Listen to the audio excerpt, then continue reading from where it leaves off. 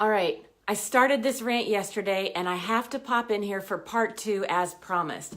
Got a few more Facebook Lives coming up on this same topic, but I wanted to just share this little perspective and this little nugget of insight right now. It's Friday, so happy Friday, first of all. And I'm actually getting ready to head to the beach. My husband and I, it's his birthday today, and we're going to take a little weekend getaway down to Murrells Inlet and Pawleys Island. We've got some friends down there that we're going to stay with.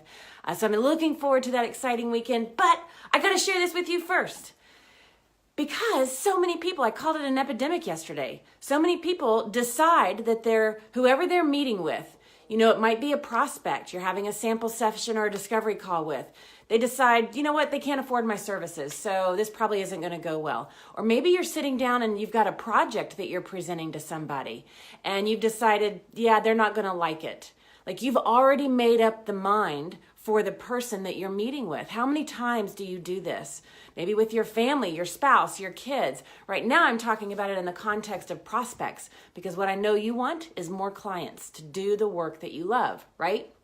But this is stopping you. You're actually pushing all kinds of opportunities away because this is happening and it cannot happen any longer. And so when you're deciding that the person sitting in front of you is a no before you ever start the conversation, like why are you sitting down talking to them? And I just wanted to share this one quick thing, actually 2 things with you, because what's happening is you're sabotaging yourself as a way of self-defense, as self-protection. It doesn't matter. We had some people, Tanya said it was self-doubts coming up. Heather talked about it's the fear of disappointment. If they actually say yes, I might have to actually follow through on what I promise, and I might disappoint them or let them down. Other people talked about the fear of failure. Others have said it's the fear of success. Fear of success, fear of failure, you can't win. It's all kinds of fears that are going on, and we've got to turn that around. But you're doing this, and I want to make sure that you are completely aware of what's happening. You're doing this as a means of self-protection, a self-defense mechanism, so that the no is easier to hear.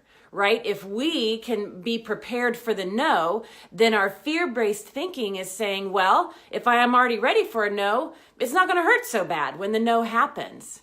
And so you're actually showing up to these meetings and these projects preparing for the no, rather than preparing for the yes. Yesterday in my rant, the thing that I shared was this quote by Henry Ford: whether you think you can or you can't, you're right.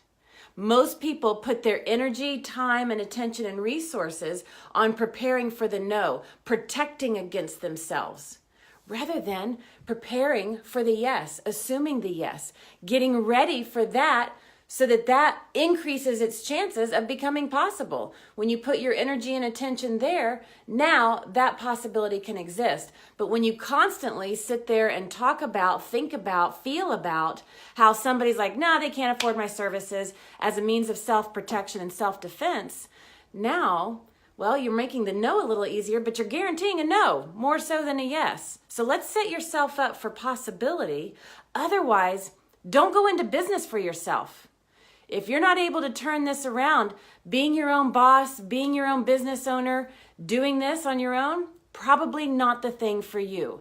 You probably want to have just a nice job where you can be an employee and somebody else can bear those burdens. Somebody else can handle those. Somebody else can dive into working out their mindset stuff and the gremlins and the villains that are creeping up.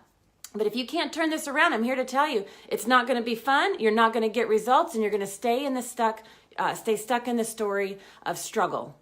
That is not what you're doing here, and I cannot let you do that anymore. The other thing that's going on, because there's 2 things really at the core, whether it's fear of success, fear of failure, fear of disappointment, whatever it is you're projecting your own issues onto whoever's in front of you.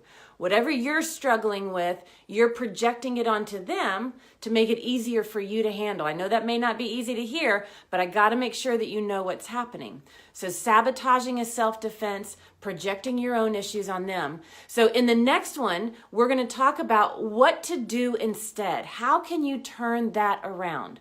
I'm going to save that for the next one because I've got 3 things that I want to share with you on how to turn it around.